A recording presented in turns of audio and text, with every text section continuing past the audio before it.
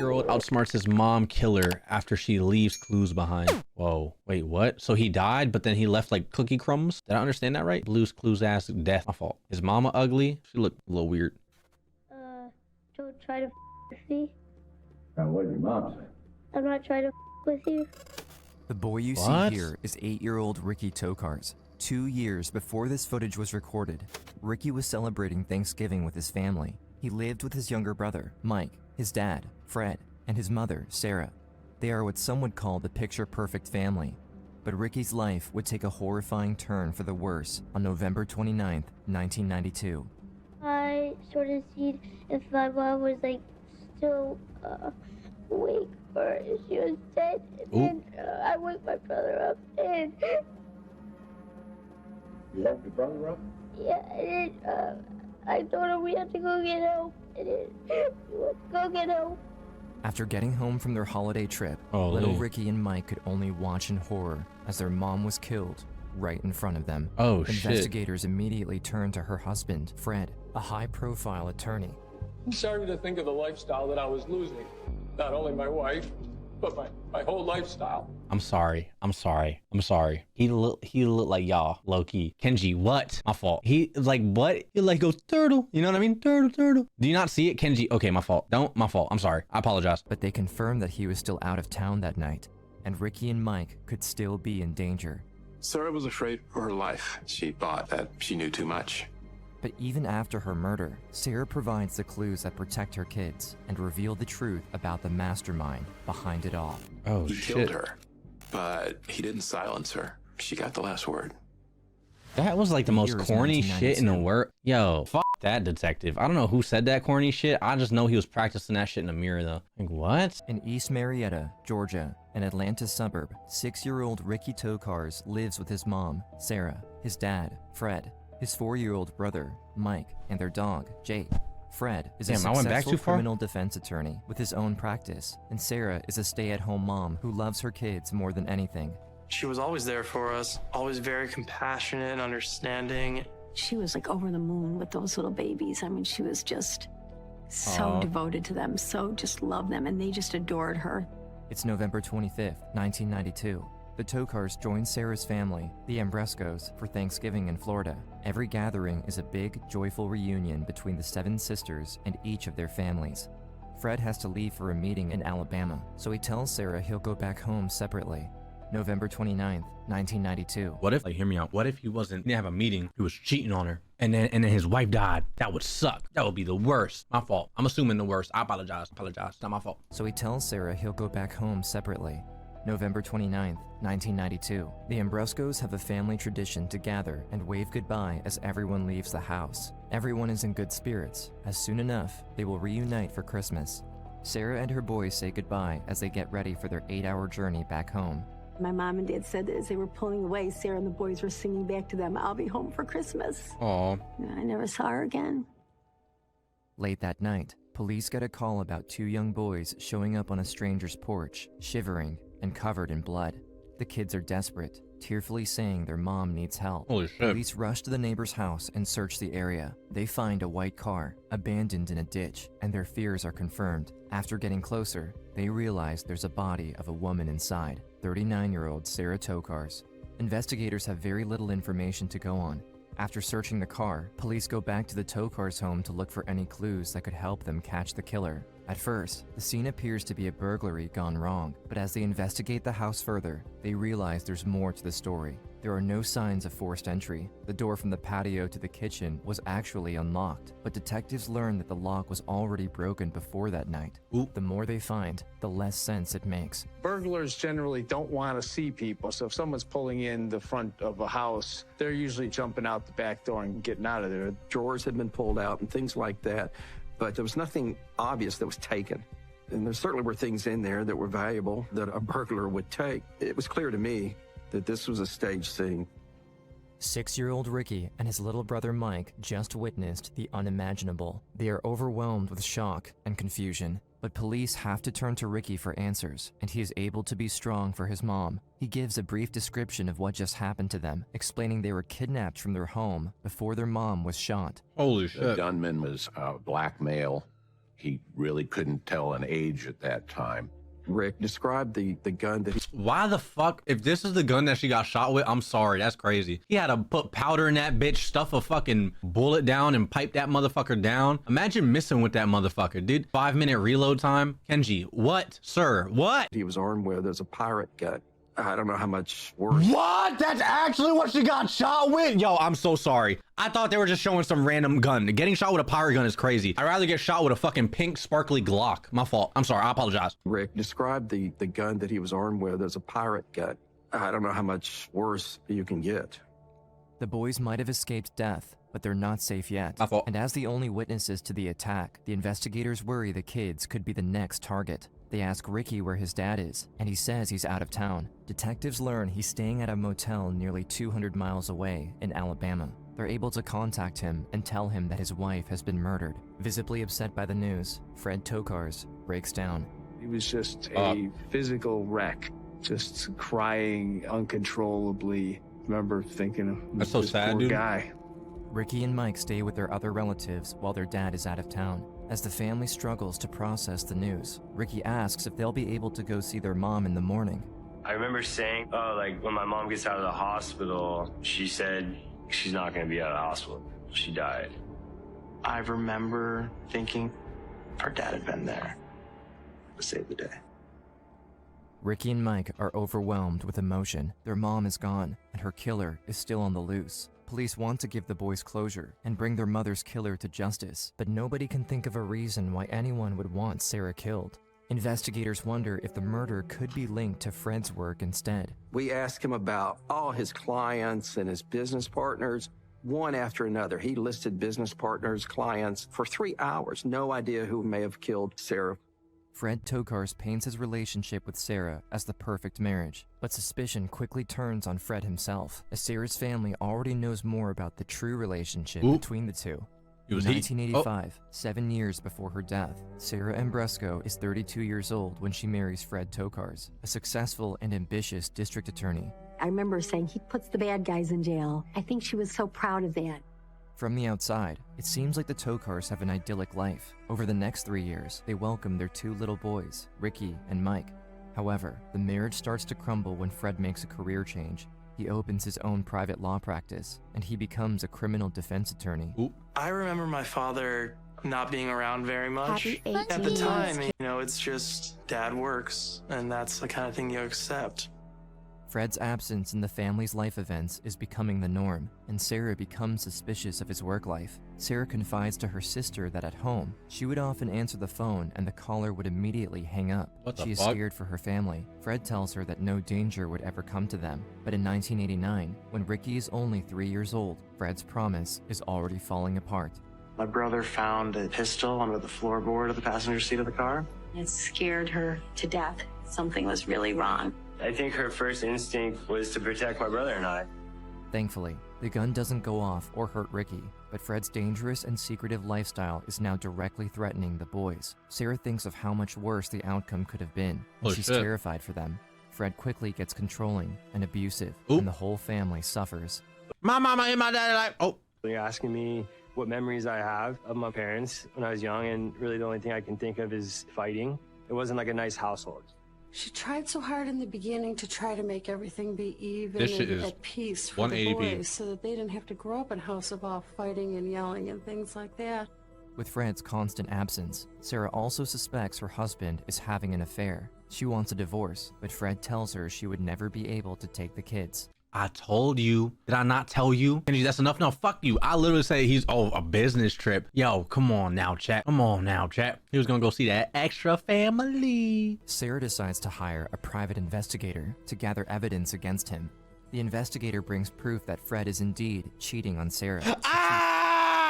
Kenji, no. Kenji, you can't say that. Eat my ass. Eat my whole ass. What are we talking about here? Oh my God, I'm so good at this. I'm a fucking detective, exactly. I'm so good. Wants to find more against him. Kenji, don't do that. It's fucking true crime. You think a fucking husband wouldn't murder someone? Come on now. Fred is indeed cheating on Sarah, but she wants to find more against him, willing to put herself in harm's way to make sure her boys are safe. When he's out of the house, Sarah searches his office. He doesn't let her go in there, and she's about to find out why. Oop. She soon finds incriminating documents proving her suspicions about Fred. Doing Sarah drugs. told her sisters that she kept these documents as insurance in case they got a divorce and he tried to take custody of the children. Oh, shit. And she was going to use these documents to prove that Fred was into illegal activities. I gave the papers to my sister Chrissy, and she told Chrissy, if anything happens to me, make sure to take those papers to the police. Yo, W mom for real. After Sarah's death in 1992, I mean, maybe. Let me see. Yeah, no, W mom. Chrissy still has copies of the documents, and she brings them to the detectives assigned to her sister's murder case. Police realize Fred was already under the FBI's radar for an investigation involving money laundering, but the documents don't prove he was involved in Sarah's murder, and they're back to square one. Fred has custody of Ricky and Mike, and a killer is still on the loose. The kids are afraid of the dark and going into the house, wondering if the attacker could be waiting for them inside. Aw. In the meantime, Sarah's family refuses to give up. Her dad John helps bring the family together, motivating them to keep fighting for the truth and for the safety of her kids. He said, I'm an old man. I may not live to see this out, so you girls have to make sure that this is what we're going to do as a family.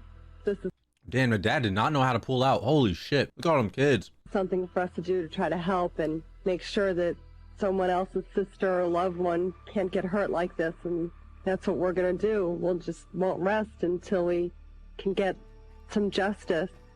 Desperate for answers, Sarah's family and friends gather a reward for any information regarding her murder.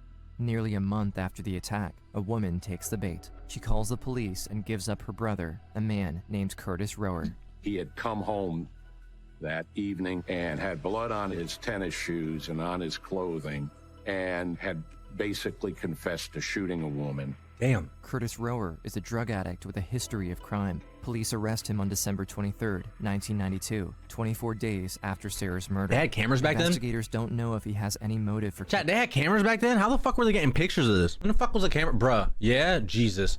Yes, Kenji. When the fuck did they have pictures? When did they make a camera? Kenji, oh my god, what? Kenji, yes. Kenji, bro. No shit, lol. Yes. In the 1900s? In the 90s? Bro, it's the 90s. In the 1800s, free my black people. Fuck you mean free? Lock that motherfucker. Put him under the prison. The fuck are you talking about? He just murdered a bitch in front of her 2 kids. The fuck are you talking about? They need to lock that motherfucker up and put him in a room somewhere. Throw away the key. They've been having cameras, Kenji. Lol. Heard you. In the 1800s. Got you. 24 days after Sarah's murder. Investigators don't know if he has any motive for killing her. They will need more information from him for any hope of finding the truth and protecting. Cameras have been around since the 1800s. And the kids. During the interrogation, Rower asks if he can make a phone call. I said, who you want to call? And he said, I want to call my grandmother. So I sat there and let him call his grandmother. And he hangs up. And Curtis Rower said, my grandmother told me to tell the truth. Curtis Rower admits to shooting Sarah, but he says he's not the one who planned the attack. Oh, it's gonna come back to the no way. He names a man who he claims paid him $5,000 for the job. See what I'm saying, chat? It don't cost a lot for a life, bro. That's like 10 racks now. It don't cost a lot. At least I'm assuming, because I wouldn't know, but I'm just saying, like, if you did know, you know what I mean? Eddie Lawrence. Lawrence is arrested the same day, but he won't reveal anything to the police. They're not convinced they have the full story. They soon discover that Eddie Lawrence went to Fred Tokars over legal issues. And the 2 men also became business partners. Police have finally found a connection to the Tokars, and investigators are surprised Fred never talked about his business partner during his interrogation. They bring him in again for questioning. You know that man? It's Eddie Lawrence. This man was never mentioned. Well, I'm not sure if I understand what you're talking about. You never told me anything about Eddie Lawrence. Well, you never asked me anything about it. Detectives also learn that before Sarah's death, Fred took out 3 separate life insurance policies on her, totaling $1.75 million. Holy shit. Investigators are now convinced that Fred had something to do with his wife's murder. But with all his money and connections, they need to make sure they can prove his guilt before they arrest him. We had to just be so careful with the boys because we felt that the boys were not safe with Fred. Suspicion is mounting against Fred, and he still has custody of the kids. Ricky and Mike live in fear, constantly worried that someone will come take them again.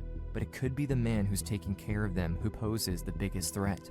Police won't be able to take any like Harry Potter. Get the fuck out of here with them glasses, dude. Action unless Eddie Lawrence... Money, I'm telling you, money runs the world. This little geek was fucking 2 bitches at the same time. Like what? Cheating on his wife? Look at his fucking face. Oh my god. Fred's business bro look like Vector from the Minions. My fault. Partner starts to talk. It's December 24th, 1992, the day after the arrests of Curtis Rower and Eddie Lawrence. Fred and his boys are in Florida for Christmas. The Ambrescos want to take the kids out to try to cheer them up. Fred tells them he doesn't feel up to it and prefers to stay at the motel to rest. As hours pass, the family doesn't receive any news from the boy's father. Worried, Sarah's dad John goes to check on him. When he knocks on the door and doesn't get a response, John calls the manager to get the key. They open the door and find him laying on the bed, unconscious. A pill bottle is on the bedside table, along with a note. John hurries to his son-in-law to revive him. Fred is rushed to the hospital where doctors are able to save his life. Ooh. A week later, he holds an unusual press conference. I emphatically deny any involvement in my wife's murder, and any suggestion that I might have been involved in any way deeply hurts me. I became very depressed and started to think of the lifestyle that I was losing. Not only my wife, but my whole lifestyle. Unfortunately, I did something that put my life in danger. Months go by without any new development until July. That motherfucker lying. Your wife dies and you're like, my lifestyle. Like what? A person that you love, that you have kids with, bro? My lifestyle. Yeah, that shit shouldn't be brought up, bro. That's your rock. Is that your rib, bro? Get the fuck out of here. You can't just hold a press conference. You can just hold a press conference. Maybe. Yo, can I hold a press conference? Can we do a press conference right now? Chat, I am the president of the world. I would like to say you are now my subjects. And I demand you to say hello. Good afternoon. To put my life in danger. Months go by without any new development until July. Oh my god, look at all the hellos. I'm the king of the world. I'm sorry, I apologize. In danger. Yeah, chat, y'all dumb. Months go by without any new development until July of 1993. 8 months after Sarah's murder, Eddie Lawrence finally starts to cooperate with the police. He confesses that Fred Tokars hired him to kill his wife because she knew too much about his criminal activity. Yo, that is couldn't crazy. go through with it, so he hired Curtis Rower to finish the job. Eddie even went to Fred and said, you know, why don't you just divorce the woman? Fred said, that's not going to do. That's not going to keep her quiet. She knows too much. And Eddie would even say, well, what about your 2 sons? That's when Fred said, well, they'll get over it. They're 4 and 6 years old. They'll get over it. We knew that's crazy. We're dealing with Fred being the mastermind behind his wife's murder. With Eddie Lawrence's confession, police finally have enough to catch Fred Tokars. The news is spreading to the Ambresco family, who are terrified for Ricky and Mike. Fred is with his sons at his mother's condo in West Palm Beach, Florida, and there's no telling what he'll do when the police close in. They have to find a way to lure him outside and arrest him without putting the kids in danger. It's August 25th, 1993, nearly 9 months after Sarah's murder. Detectives know Fred is frustrated with all the media coverage around him and the case. They decide to use this against him and pose as journalists while gathering around the building. Just as they hoped, an unknowing Fred goes out to confront them. Once he's outside, police know he can't hurt the boys, and they make the arrest. We just breathed such a sigh of relief. We're like, oh my God, because in the end, that's all Sarah cared about. The kids are finally safe, but Ricky will still have to face his mom's killer to make sure there's justice. Now, can we, hold on. Can I get a sorry, bro? All the motherfuckers I was like, oh my God, Kenji, you can't say that, when I was like, he probably went out of town and cheated on her. Can I get an apology, bro? Y'all motherfuckers, y'all dead ass was trying to get on me. Kenji, you can't say that. Kenji, yes, I can. I can't say that. I can't say that because it happened. Because I got a big ass brain. And I told you I'm smarter than you. I'm the king of the world. You must not know. Kenji was right. Thank you. And I bow. No, thumbs down. No. I apologize. Thank you, Pink Clear. You're the best in the world. I love you. Sherlock Kenji. Yeah, that's me. Got that big Sherlock brain. I ain't apologizing, but because I actually agree with Kenji. All the no's. It's 1995. 3 men are behind bars for the murder of Sarah Tokars, her husband, Fred, his associate, Eddie Lawrence, and the hitman himself, Curtis Rower. Each one of them needs a separate trial. Curtis Rower tries to claim that Sarah's death was actually an accident. The hitman says the man who hired him, Eddie Lawrence, approached the vehicle after they pulled over. Lawrence then grabbed the gun, which went off. Now, Ricky has to relive his horrific night in order for the jury to know what really happened and to make sure the killer is convicted. November 29th, 1992, around 10 p.m. Sarah pulls in the driveway of their Atlanta home. Exhausted from a long day of traveling, Mike is asleep in the back seat. Sarah lets him rest for a few extra minutes while she gets Ricky and their dog Jake out of the car to take them inside. She opens the door. The house is dark and quiet. After just a few steps in the home, a man with a gun suddenly jumps in front of her. Before Sarah can process what's happening, he orders him back outside the house. Without taking her eyes off him, Sarah obeys, pleading with him not to hurt them. As they start walking back in the driveway, the attacker kicks the family dog out of the way. Damn. His sudden outburst of violence terrifies Sarah. Anytime a 6-year-old sees their parents scared, I think that's what makes them scared. In the midst of the chaos, Mike is still sleeping in the back seat of the car, unaware of the horrors they're about to face. Sarah holds her oldest son close to her, but the man orders her to get in the driver's seat. Ricky sits next to her on the passenger side. The man opens the back door and sits behind her, right next to Mike. In the rearview mirror, Sarah sees the intruder's gun pointed at her head. I remember Holy shit. being super uncomfortable in that front seat. Told my mom to drive. My mom started driving. He was doing like a play-by-play, like turn here, turn there. My mom was pleading with him, just let us go. But to be honest, I didn't really know like what was going on. See, if I was in this situation right here, bro, what I would do, right? If I was like the kid, I'm taking my 2 fingers. You can't see, I got my 2 fingers and it's like in a hook motion. You know what I mean? And then I'm fucking lunging at him. God, I scoop and I scoop out his fucking eyeball and I throw it at him. Run, mama, run. And then she get out and she start running. And then we all running. And then we go back and start beating his ass. And then we scoop out his other eye. Scoop. And now he blind. Kenji would shit his pants? No, I wouldn't. Oh yeah, I would. If I was kidnapped, I would shit my pants and then smear it on him. You're right. My mama taught me that. She desperately holds on to the hope that if she listens to his commands, they might be left unharmed. But that couldn't be further from the truth. I don't think it was that long of a drive, maybe 10, 15 minutes from the house. We just got to this road, no lights or anything. And I recognized that road because it was the way that we used to drive to our elementary school. And I just remember my mom saying like, don't hurt the boys. And Mama Kenji smart? No the fuck, bro. I'm sorry. My mom, she used to tell me like, yo, if you're ever kidnapped, just make sure to shit yourself, right? Dude, if I were to shit myself in this situation, how would that help me? Dude got a gun to my head, drive. And I'm just like, he's gonna pistol whip the back of my head like, like, why'd you shit yourself? I don't know, my mama told me drive. And then I gotta drive again with shitty pants. Wait, for real? She told you that? Yes, bro. I wonder if we have the clip. Does anyone have the clip of me calling her? So my mom would always say, just shit on yourself, smear it on you, and try to smear it on them if you get kidnapped. That was like her whole plan. Huh? Dude, that was her plan. No, yes. The war paint. Please don't call it the war paint. Please don't call it the war paint. I can't honestly big brain play. No, it's not. No. You're taking your last dookie. She's not wrong. That is what you have to do. No, you don't. No. What? No, bro. The war paint. She's teaching you how to be a monkey, I guess, dude. Chat, please. That would not work. Bro, listen, I mean, no, it's my mom. First of all, I get to say it won't work, okay? That's my mama. My mama's plan will work. I believe in my mama. If I gotta shit myself, I gotta shit myself. My mama told me she not wrong. Watch your mouth. Honestly, I suggest all you guys shit yourself. Get the war paint going. You know what I mean? Don't hurt the boys. And he, shot her. The gun went off. It was just super loud. And in like movies where a bomb goes off and everything's kind of moving slow, I remember the smell of the gunpowder. The guy hopped out of the car and ran. He was gone. The car is out of control, and it keeps going until it stops in a ditch. Ricky hits his head after the sudden stop, and the little boys are now all alone, next to the body of their mother. For a few moments, Ricky is frozen in his seat. He remembers his mom teaching him that it's not safe to leave vehicles running, so he reaches over and turns the car off. I remember, like shaking her, like, hey, mom, wake up, we gotta go, Damn, I didn't think she was dead. I thought she was gonna go to the hospital and get fixed up, and then things were gonna go back to normal. I don't even think a 6-year-old could grasp it, the enormity of it.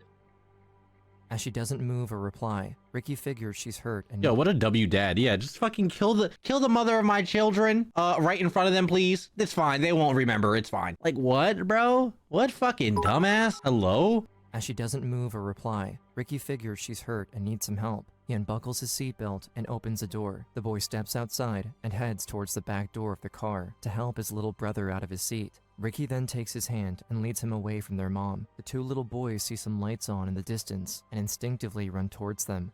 They reach the nearest house, and a man opens the door. Ricky and Mike are covered in blood, and he immediately calls the police. Jeez. February 27th, 1995. Back at the courthouse. Now, what the ugly ass Kenji, your mother, your daddy, your bald headed auntie, bro. That bitch is ugly. All right, have some fucking respect. Can you turn it up? I got you. 8-year-old Ricky bravely takes the stand to testify against the man who shot his mom. He remembers what the gunman said to her in the moments leading up to the attack and what it was like just after she was shot. Don't try to with me. And what did your mom say? I'm not trying to with you. I sort of seen if my mom was like still awake or if she was dead, and then I wake my brother up, and you woke your brother up? Yeah, and then I told him we had to go get help, and then we went to go get help. Ricky went through unimaginable trauma at a very young age, but when the defense questions how well a little boy could remember what happened, he firmly stands his ground. Yeah, but you know, like how you the first time you hit a home run, like that, you always remember that, don't you? Yeah, it sticks out in your memory, don't it? Yeah, and that's what it was when my mom. Would I be wrong to make a joke right now? I see a whole lot of awes. I'm crying, bro. Why you pause? Yes, I would be wrong if I made a joke. Okay, then I won't. Yeah, it sticks out in your memory, don't it? Yeah, and that's what it was when my mom.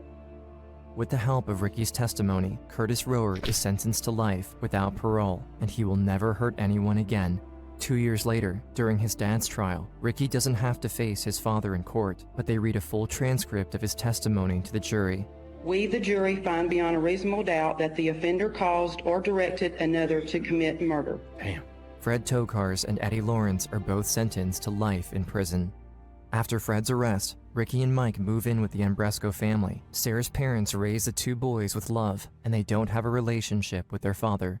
I have not spoken with my father since he was found guilty, and no, I don't think I ever will. He hasn't been my father for a long time. Damn. If I was a powerful lawyer in Atlanta and I had this crazy idea to kill my wife in front of her two boys, I would be so torn up.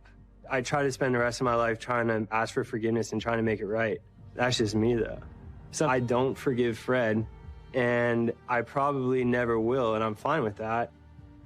People process trauma in many different ways, and while Ricky doesn't forgive his father, he doesn't let him control his life either. Instead, he lovingly remembers his mom. Despite the tragic end of her life, she succeeded in protecting her children against her husband, which is what mattered to her the most. He killed her, but he didn't silence her. She was able to get the evidence. I'm sorry. This is just so corny to me, bro. He killed her, but he couldn't silence. No, I'm pretty sure that bitch is quiet right now. Like, what are we talking about, dude? Kenji, nah, bro. I'm saying there's a different way you could say this. Kenji, please don't. Nah, fuck that. But bro's trying to sound all poetic and shit. Like, dude he could completely say something different. Like, what he say? Hold on. I'm gonna give you something better. I'm gonna give you an alternative. What's good with you? I'm chilling, bro. I don't like the detective. She succeeded in protecting her children against her husband, which is what mattered to her the most. He killed her, but he didn't silence her. I mean, he could be like, although it was a tragic murder, she got her get back. I don't know. Even though she got boomed, she still went through the courtroom. You know what I mean? Or something. Like, I don't know. I feel like it could be better. Maybe it can't. Kenji, shut the fuck up. I'm not a fucking poet, okay? I can't come up with shit on a fly, but I'm trying my best. Enough. Okay, I'm leaving. She was able to get the evidence of what he was doing and get it to the right people before she was killed. She got the last word. Today, Ricky is surrounded by his loving family. They still celebrate the holidays, and they enjoy spending time together, keeping up the traditions Sarah always knew. Now Ricky's the one who Don't makes laugh. I'm not laughing. Gee, Kenji, enough, stop talking. This is why you stay getting canceled. Ah, my fucking God, bro. I'm just saying, dude, is that not like some bullshit? If I died, right? And I try to help solve the murder after my death, I would not want some fucking old guy talking about he got killed, but he still No, well, he got killed, but he wasn't silenced. Like what, dude? No, f out of here. Don't say that shit about me, bro. You better find some cooler words. I don't know them off the top right now, but I know there's something cooler you could say. Whatever. Keeping up the tradition Sarah You're getting creepered for this. Please don't put the creepers. Like, chill. Kenji, please. Low-key, feel like when people edit people into clouds on a t-shirt. What? Oh my fucking god. Chat, shut the fuck up. Now Ricky's the one who makes the Hungarian stuffing. We just do all the same things. And I think as long as we were trying to do all that, somehow there'd be some sort of peace and some sort of joy in their life. Ricky started his professional journey, dedicating his life to helping others as a lifeguard, and he worked as an EMT. Is a lifeguard like a career choice, or is it just like a summer job? My fault. I'm just kind of curious, like, for real. Like, do you just like get a salary for lifeguarding? How the fuck does that work? Both? Both. I don't know, man. Word. Rumbling. Both, I think. Okay, got you. That's part of the army. You can be, wait, so lifeguards are part of the army for real? Yeah? Whoa. Holy shit. I didn't know that, dude. Rumbling. Now, he's pursuing his own passions. He loves the ocean and water sports, and he works in the surfing industry. He won't ever forget what happened to his mom, and he won't forgive his dad, but he has moved on to enjoy his life with loved ones. I mean, I don't know another normal. I don't know what it's like to have a mom. Being angry is tiring. I got a pretty good life, traveled the world, and made really good friends, and I don't meet people and say, hey, my name's Rick. My mom got shot when I was 6. Nice to meet you. You know, I'm sorry. That's what fucking chat does, though. Jesus Christ, you motherfuckers come in hot. Hey, Kenji, good afternoon. This is my first stream. My dog just ran away and my mother died. Like, that's literally how you come in with TTS. It's so annoying. Never wanted it to define my life. Simple. Nice, dude.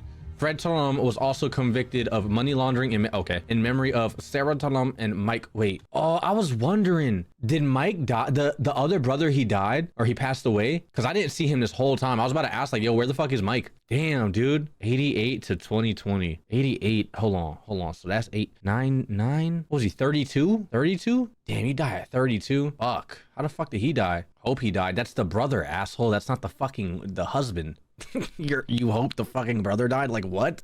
You motherfuckers are slow. Pulmonary embolisms, blood clot in the lungs. Holy shit, that's scary. Dude, you could die from anything, bro. This is why, chat, listen, you should live your life how you want to live your life. You know what I mean? If you have some shit on your mind, say whatever's on your mind. If there's a fucking a bad bitch in front of you, go talk to that bad bitch. You know what I mean? Or like a fuck, I know all y'all some bitches in here. You know what I mean? So if you see some sexy ass motherfucker, go up and talk to him. Stop being a little bitch. You know what I mean? If you want a raise or you want a better job, fucking quit your fucking job, go get a fucking better job. You know what I mean? Or fucking, you want to try to go do whatever you want to fucking do, bro. All right? Don't let your fucking life restrict you, because we're only here for a set amount of time, okay? And then after this shit, what the fuck? Who knows what the fuck's next? But I'm just saying, motherfuckers, you might as well live it how you want, dude. Okay? You know what I mean?